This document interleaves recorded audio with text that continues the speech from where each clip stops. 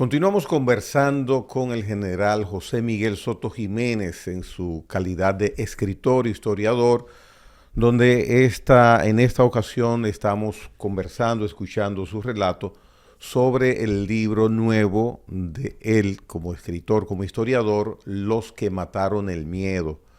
Usted mencionaba que el eslabón más fuerte del autoritarismo en República Dominicana fue Trujillo. Autoritarismo significa un episodio, un estadio donde nadie quiere loar una situación así, donde rechazamos el autoritarismo por la restricción de libertades. Ahora bien, le pregunto, en sus estudios y sus vivencias tan cercanos a lo que fue la vida de Trujillo como historiador, como escritor, ¿el pueblo dominicano en algún momento apreció de manera sincera a Trujillo? Bueno, pero que óyeme, te voy a citar una frase dándole su crédito al trágico Esquilo. Al trágico Esquilo. Claro, Esquilo, el gran trágico, él dice que son tan poderosos la sangre y el trato. Trujillo tenía una base de sustentación social en el pueblo dominicano, creado por 31 años. Pero recordemos también, bueno, que ahora es reconocido, inclusive por historiadores de izquierda, reconocen, ¿verdad?, que no solamente fue con guitarra, sino con violín también. Y entonces digo esto porque debemos citar las figuras más prominentes en la categorización de ese régimen, ¿verdad? Vuelvo y te repito, el eslabón más fuerte del autoritarismo clásico dominicano, donde todos los demás que le antecedieron, como déspotas, como dictadores, no llegaron a conformar la estructura de poder que hizo ese señor, que tenía un tercer curso de primaria.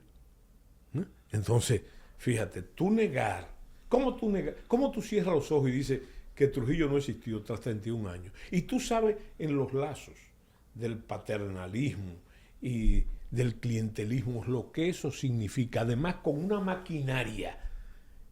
Yo no conozco ninguna maquinaria de propaganda tan eficiente como la de ese régimen. Ni en la democracia. Bueno, en la democracia yo te podía mencionar la de don Luis Abinader, la del presidente de la República.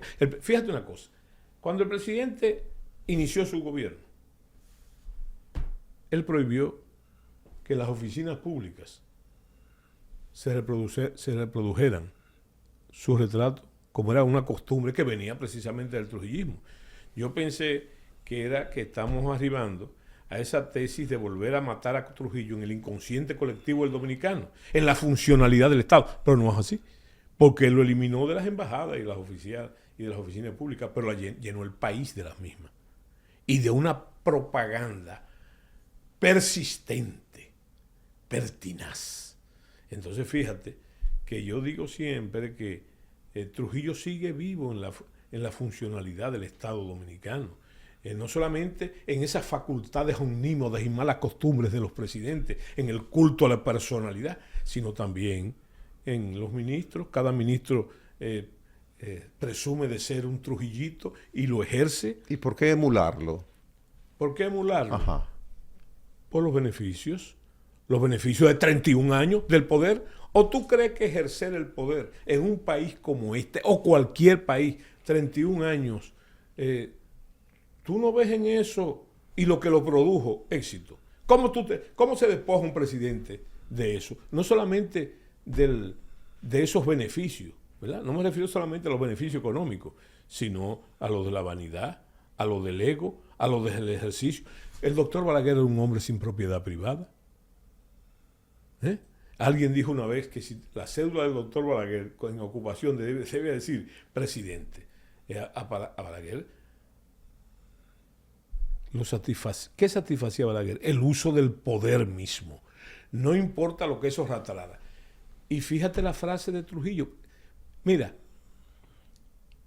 el profesor Bosch, que hay que tomarlo como ejemplo. El PRD nace en 1939 en La Habana. En La Habana. Bueno, ¿y contra quién? Contra la dictadura de Trujillo. ¿Mm? Fíjate lo que es. No es que la historia se repite, ni tiene matices de profecía, no, ni de dinámica cabalística. Es que los partidos políticos y los caudillos se parecen, porque tienen la misma base de sustentación social, como decía Bosch, la baja, pequeña burguesía, pobre, muy pobre. Yo lo que te quiero explicar es que si tú estudias el éxito político de Juan Bosch en el 63, la vez que tentó el poder, tú vas a ver que está ligado con primero, Balaguer en oposición a lo que le decían don Viriato Fiallo, el doctor Viriato Fiallo y los cívicos, que ofrecían para los trujillistas y los sicarios y demás, un látigo, un fuete de 7 látigos contra los trujillistas. ¿Qué hace Bosch? Bosch no solamente escribe un artículo que yo conservo que se llama Dejar de rumiar el odio, como las hienas, ¿verdad? Que había que seguir adelante y dejar de rumiar, hay que verse en el momento que estábamos. Y entonces también, en aquella entrevista famosa con el padre Láutico García, Juan Bosch dice que Trujillo supo gobernar. Él dice, y que es el fundador, por ejemplo, del Estado moderno dominicano. Ahora, ¿cuál es el artilugio político de eso? ¿Cuál es el artificio?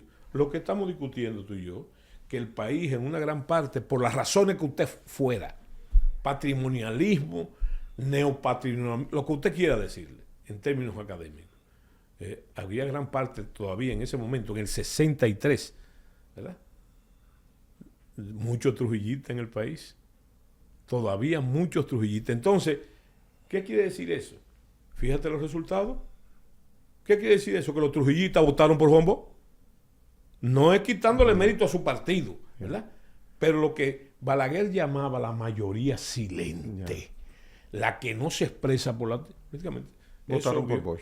Votaron por Bosch. En torno a ese pronunciamiento de Bosch, que puede escucharse de reconocimiento a Trujillo, o como sea, le traigo a colación un tema de actualidad con el ejercicio que hizo Trujillo de una práctica que ha quedado muy evidenciada.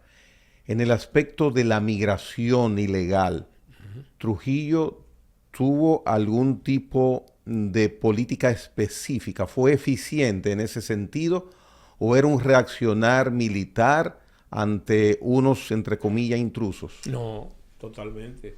No es así. Trujillo tenía esos aprestos, vamos a llamarle nacionalistas, porque había crecido y se había desarrollado. Trujillo nació en 1891. Él se desarrolló en la dictadura de otro homólogo de él, de lo que sería un homólogo de él, que era Ulises Heró. Bien, entonces, después en su ejercicio con los americanos que ocuparon Haití en el 1815 y después la ocupación de Santo Domingo un año después, en el 16, y él ingresa en el 18 en la Guardia Nacional, había vivido la realidad de la migración haitiana. ¿En qué sentido lo había vivido? Lo que decían, lo que yo oía a mis abuelos diciendo, y a mis mayores, que el GUL corría hasta Santiago y corría hasta Azua, y el mercado, el Merced, se cubría en Mao y en Azua también. ¿Me entiendes? Entonces, con ese contenido era muy fácil, aún con los nietos de los independentistas, muchos de ellos en el ejército nacional, como el general Leger, para ponerte solamente un caso, como el general Sánchez, Fernando Sánchez, ¿verdad? Gente que surgieron bajo el mando de Trujillo en esa cosa. Entonces, estaba muy fresco. Aparte de lo que se ha dicho y se mantiene, que Trujillo tenía dos abuelas de origen haitiano. Una era Dijetá Chevalier y la otra Erchiná Chevalier. Entonces, la reacción de Trujillo a una muy grotesca que fue el famoso corte o la matanza haitiana, que él mismo magnificó, magnificó, porque nunca se manejó ese número. No estoy atenuando. Claro, por supuesto. La matanza es la matanza, aunque sean 500, ¿verdad? No uno solo, pero 5, 10, es una matanza, ¿verdad? Pero no como se dijo, que se hablaba de 22.000 haitianos, de 15.000 haitianos, que no fue así, porque tuvieron las evidencias arqueológicas, antropológicas ahí de ese acontecimiento, que tampoco hizo el ejército. Yo creo que comenzó el ejército, pero se usaron también los presos de confianza, y se le pagaba a la oreja 10 centavos, una cosa así, creo. No sé si es parte de la discursiva, pero ahí hay obras literarias. Usted sabe que la literatura, la realidad imita la ficción. Pero entonces usted indica, en resumida cuenta, Sí, de que hubo una política muy determinada. y utilizó el término nacionalista. Sí, nacionalista, claro. ¿Y qué pasa Pero con nosotros? Él responde al viejo nacionalismo dominicano. Muy bien. Y un nuevo nacionalismo no nos hubiera garantizado a nosotros en democracia, y vuelvo con el tema de democracia, no tener lo que tenemos hoy día. Pero por favor, óyeme, ahí hay mucha tela que cortar, porque es una paradoja lo que está pasando hoy día. Condenable las barbaridades del régimen de Rafael Leónidas Trujillo, pero lo que está pasando ahora no solamente es una negación que parece justificar a Trujillo, parece justificarlo, porque Trujillo, si bien el nacionalismo de Trujillo era intuitivo, pero también hay que saber que Trujillo, para forzar esa intuición, reforzarla, entonces utilizó los verdaderos nacionalistas. Hablo de nacionalistas, no como virtud, los entendidos en eso. Llegó a usar hasta su enemigo original, que era Peñavalle, Chilo Peñavalle, pero hay otros muchos. Ahí está Ortega Frier, todos los grandes asesores de Trujillo en su... que él mismo dijo una vez que él no tenía servidores, que él tenía empleados, ¿verdad? Porque el miedo, y de ahí viene el libro, dice Trujillo a Valenilla Lanz que el miedo los paralizaba, el temor, ¿verdad? Bueno, y el temor, el miedo es una construcción, ¿verdad?, de un régimen que duró 3 décadas y un poquito más. Bien. Y esos hombres tienen la virtud, ¿verdad?, de que se levantan, por las razones que fuesen. Muy bien. Vuelvo al libro, el protagonista en esta ocasión es el libro, Los que mataron el miedo. Y en el libro, los que perpetraron en la práctica el hecho, lograron el objetivo. Sí. Ahora, como está descrito ahí, ¿qué deducción saca usted? Ese resultado que llevó a la muerte ya de Trujillo el 30 de mayo de 1961, ese resultado se logró acorde una planificación, o el resultado tuvo aspectos que se modificaron en la ejecución a lo que tenían planeado? Esa es una pregunta capital que tú has hecho, y que es la disyuntiva o el material de discusión de una gran polémica. ¿Cuál? ¿Por qué? Porque hay que ver la trama que dio al traste no es una mala palabra mal usada, que dio como resultado la muerte de Trujillo, ¿verdad? Pero, ¿cuál es? El plan original y políticamente con posibilidades de éxito, dadas las condiciones internas y las externas, era lo que se planteó originalmente: el secuestro de Rafael Leónidas Trujillo. El plan original tenía prevista el secuestro. Que era muy acertado. Porque imagínate tú, Trujillo en los últimos tiempos le cogió con andar solo. Y en virtud de eso se supone que era secuestrable en el plan original. Inclusive el mismo plan del malecón, como yo le llamo, estaba ordenado para el carro atraparlo en 2 emboscadas mecánicas, como yo le llamo. Ahora, ¿qué pasó? Ahí viene la pregunta. ¿Se determinó qué pasó? No, pasó. Lo que se planificó en esa etapa salió. Ahora, lo que no se planificó debidamente, que era la toma del poder, no se dio. Porque hay que barajar, y comencé a hablarte de eso también, que esos hombres, la virtud fundamental de los que mataron el miedo era un valor personal increíble que benefició, ¿verdad?, las aspiraciones de libertad de la comunidad dominicana, de la sociedad dominicana. Ahora bien, la pregunta es, y yo tengo la convicción que no era así, ¿era Trujillo secuestrable? ¿Era Trujillo secuestrable? Los hechos demuestran que no, porque Trujillo no quería morirse. Trujillo estaba en campaña política para asistir a las elecciones del 62 y demostrar a los norteamericanos que él todavía era el gran líder y el gran caudillo. Pero Trujillo tenía la determinación siempre, desde mucho tiempo antes, de morir peleando, de morir con las botas puestas, como él decía, ¿verdad? Entonces, los hechos demostraron que Trujillo no era demostrable. Y ahí viene otro error de la discursiva, que va en contra, no de mis creencias, va en contra de mi formación. A mí en las escuelas militares me enseñaron que mientras más aguerrido, valeroso es el enemigo, mayor la virtud de haberlo vencido. Pero hubo una tendencia de construir una especie de Trujillo, un espantapájaro. Estoy hablando en los primeros tiempos, ¿verdad? Y eso ha continuado. Y entonces se ve en la discusión que siguen hoy. Todavía hay. Yo conozco trabajos nuevos que van a salir, ¿verdad?, sobre el tiro de gracia, por ejemplo. O sea, Trujillo sigue dando... Eso, ahí es que usted habla de tiros, que heridas que hablan. Sí, de las heridas que hablan, ¿verdad? Y que fueron sometidas también a estudio forense, en la que puedo decir que participó, porque nosotros los invitamos y los interpelamos, y él nos habló con mucha franqueza, el doctor José Joaquín Puello, por ejemplo, que estaba de servicio. La casualidad y la causalidad lo señalaron de estar ahí en la Clínica Internacional cuando llevaron el herido gravemente a Pedro Livio Cedeño. Entonces es un testigo de la historia. Pero lo otro, en el equipo forense había varios médicos que por qué ese tiro de ahí es un tiro, está demostrado también en las declaraciones, es el único tiro de la escopeta de Antonio de la Maza que disparó, un solo tiro. Y ese tiro, una bala cero, como se llama, una munición cero, se le pegó en la barbilla, ¿verdad? Entonces, ¿cuál es la demostración forense? Que cualquier otro tiro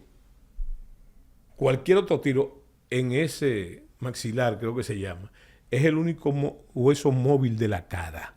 Yeah. Si hubiese sido de cualquier calibre ese tiro, que no fuera el de eso, como dice el que hace el estudio forense, un orificio pequeño y redondo, si cualquier otro tiro le hubiese arrancado ese hueso por lo movible y disfigurado totalmente. Vuelvo un poquito atrás. Sí. Usted habló de que la primera parte se logró, evidentemente, se cumplió, pero el acceso, la toma de poder, ¿cómo se había planificado? ¿Qué se había planificado? ¿Y por qué falló? Se estaba planificado en el compromiso.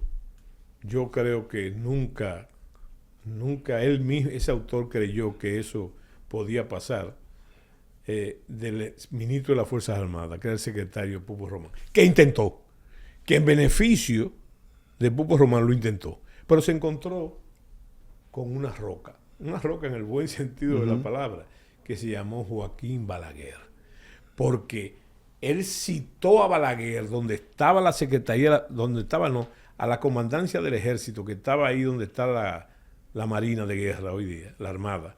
Entonces, él llamó a Balaguer para que se presentara allá. ¿Cuál era el plan? ¿En qué momento lo citó? No, el mismo 30, en la noche, en la madrugada del 30, del 31, en la madrugada, ¿verdad? El 30 para amanecer el 31, le dijo al presidente que fuera allá. Y Balaguer le dijo, bueno, si todavía sigue lloviendo de arriba para abajo, el que tiene que venir al palacio es usted, no yo donde usted. Pero ya inclusive, conocedor de eso, porque esa es otra característica de la macabra eficiencia del servicio de inteligencia militar, ya a las 12 de la noche el plan completo estaba develado, por una serie de circunstancias también propias del régimen, ya estaba el develado. Ya Johnny Abe había dado instrucciones de que si Balaguer intentaba ir, lo hicieran preso en el puente, en el único puente de esa época, ¿verdad? Que era el puente, creo que se llamaba Radameo, Ramfi, no sé, y que ahora se llama Juan Pablo Duarte, si no me equivoco. Entonces, mandaron el servicio de inteligencia para que si Balaguer iba a hacer preso a Balaguer, al presidente, y retornarlo al palacio, porque el plan de Pupo era hacer lo mismo, hacerlo preso allá y tumbar el gobierno. Ese era el golpe de Estado. Y se hubiese, yo no creo que pacíficamente, yo creo que si ellos lograron lo principal, lo fundamental, que era eliminar físicamente a Rafael Leónidas Trujillo Molina, entonces debieron pensar también en la eliminación de los soportes del régimen, porque hay otra cosa interesante. Tú sabías, por ejemplo, una cosa que no se ha dicho, y yo creo que de ahí viene la aseveración de que todos dicen que el jefe de la conspiración era el general Juan Tomás Díaz. ¿Tú sabes por qué? Tú sabías que a lo que yo le llamo, no sé si lo leíste ahí, el otro conjurado. Uh-huh. ¿Tú sabes quién es el otro conjurado? Negro Trujillo, hermano del dictador, que había sido presidente de la República, pero era compadre de Juan Tomás, era compadre de Modesto y era compadre de muchos ahí. Y en esas interrelaciones, ellos usaron, yo no te estoy diciendo que Negro Trujillo, creo imposible que Negro Trujillo estuviera en la conjura, pero sus amigos y compadres sí se valieron de esa figura, de un complot que fue develado. Yo no sé si leíste ahí también que Johnny Abe fue donde Negro, a su finca, el día de su cumpleaños, claro, sí, a decirle, enseñar la lista completa. Y tú sabes lo que le dijo Negro. Digo, mire, eso es imposible. Esos son todos amigos del jefe. Ahora yo le digo a usted una cosa. ¿Usted le enseñó esa lista al jefe? Sí. ¿Y qué dijo el jefe? Que eso era imposible también, que esos eran sus amigos. Bueno, pero ¿por qué tratar de detractar esa relación si solo así se podía lograr eso? Otro problema de la discursiva, para agotar tu inquietud, es que yo no me explico. Te comencé a decir ahorita, como militar profesional, a mí me enseñaron eso, que mientras más el enemigo es poderoso, valiente, diestro, el vencedor tiene más virtud, pero no. Se trató de desfigurar a un grado tal a ese dictador, a ese déspota, ¿verdad?, que duró 31 años, de una manera tal que a veces yo decía, pero ven acá, mis padres, no solamente en el caso mío, en sentido general, mis padres, mis abuelos, mis bisabuelos, mis tíos, no eran más que unos pendejos. Porque cómo este hombre logró meterse en la manga a toda una nación por la propaganda, como usted quiera. Entonces hay una culpabilidad colectiva. Oye lo que me refiero, una culpabilidad colectiva. Que en ese caso, entonces lo que hace crecer la estatura de esos hombres, por las razones que fuese, que coadyuvaron finalmente al hecho, ¿verdad? Porque otra cosa, la obsesión, algunos de ellos lo desmienten totalmente, los héroes desmienten en sus declaraciones. Eso es lo que yo digo, esas declaraciones son fundamentales y es lo que tú ves ahí. Tú sabes que de que Trujillo no peleó. O sea que Trujillo simplemente, bueno, pero yo he oído testimonios que dicen que Trujillo pidió clemencia y perdón herido, ¿verdad? ¿Y cuál es la realidad? Dicho por los mismos héroes, y categorizado después por el estudio forense y muchas otras cosas, que Trujillo era una fiera en el sentido cabal de la palabra, y que peleó hasta el último momento, que el último carro que llegó lo vio parapetado detrás de la puerta, según coincidiendo con los testimonios de Zacarías de la Cruz, uno de los cuales yo oí personalmente, casi metahistóricamente, en el despacho del general Ramiro, que yo era su ayudante, y él lo mandó a buscar. A Zacarías. A Zacarías. Y entonces, ¿cómo lo ven? Pero está también en los interrogatorios del juez de instrucción, lo que dicen ellos, que yo lo vi con el revólver en la mano, ¿verdad?, disparando. Ellos lo dicen, pero se desfiguró lo otro, a partir de ahí se desfiguró de que Trujillo, ¿verdad?, que yo no entiendo. Trujillo, todo el mundo lo caracteriza como una fiera, que no conocía el miedo. Y estaba, como te dije, no quería morirse. Mentira. No, hay otra escuela que dice, no, Trujillo estaba loco por morirse. No, Trujillo estaba en campaña electoral. Bien. Hemos llegado ya al término de este conversatorio. Sí. Me gustaría unas palabras finales, no sobre el contenido en sí del libro, sino lo que ha significado para usted poder tener esta compilación de artículos sobre los que mataron el miedo. Ya te dije que dio como resultado que se publicara después, que se culminara. Ese es el inicio del libro Malfiní, que tiene 7 ediciones. Pero en este caso, yo quiero agradecer, que tú me permitas agradecer a la persona y con él la familia que hizo posible esos artículos. En aquella época y ahora el libro. La figura del señor Jaime Díaz. Oh, ya. Sí, hijo del general Juan Tomás Díaz. Pero también decirte que la sociedad dominicana es tal que existen diferencias entre la misma familia de los héroes. Entonces destacar también, señor, el trabajo de otro hijo de otro héroe, que también está vivo y está ahí. Jaime yo creo que es uno de los últimos descendientes que vivió esa noche memorable. Pero Luigi Estrella de Santiago, que inclusive ha escrito sobre el caso, escribió su testimonio sobre el caso y es un investigador permanente del caso. Naturalmente, usted no puede pretender en ese y en otros casos, en Jaime y demás, usted no puede pretender que sean antitrujillistas, porque fue a su familia, no solamente los hechos, sino fue su familia que fue finalmente ultimada, claro, torturada. Como también usted no puede pretender que los familiares y los descendientes del dictador sean antitrujillistas. Por supuesto, por supuesto, por supuesto. Eso es. Gracias, general Soto Jiménez, por esta participación suya acá. Y este libro, quien lo lea se dará cuenta que está aprendiendo historia de la República Dominicana. Los que mataron el miedo. Gracias por su presencia acá con nosotros. Bueno, gracias a ti, Gregory. Bien, señores, hasta la próxima.